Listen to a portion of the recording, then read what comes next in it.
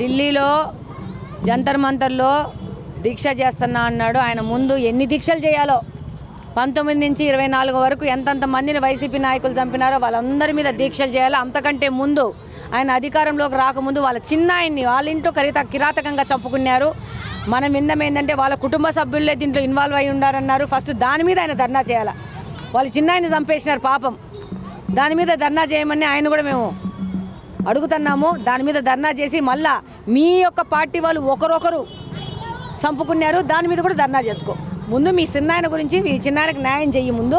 ఆ తర్వాత వచ్చి మీ వైసీపీ పార్టీలో ఒకరొకరు అంతర్గత కుమ్ములాట చంపుకున్నారు కదా, దాని మీద కూడా నువ్వు న్యాయం చేయడానికి ధర్నా చేసుకోవచ్చు.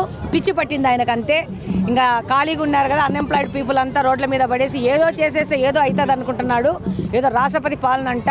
మళ్ళీ అట్లయితే నేను ఒక రోజు కూడా ఎవరు పాలనలో పెట్టిండే వాళ్ళు కాదు. పరదాలు కట్టుకొని 10 కిలోమీటర్లు కూడా చాపర మీద ట్రావెల్ చేసిన ముఖ్యమంత్రి నువ్వు ఘనత సాధించినావు. ఇంకా నువ్వు ఓడిపోయినాక ఇలాంటి కార్యక్రమాలు తప్పితే ఇంకెలాంటి కార్యక్రమాలు చేస్తావని ప్రజలకు కూడా ఏ విధమైన నీ మీద గొప్ప అభిప్రాయం లేదనేది నీ యొక్క ఆఫ్టర్ ఎలక్షన్ స్టేట్మెంట్తోనే అర్థమైపోతాం.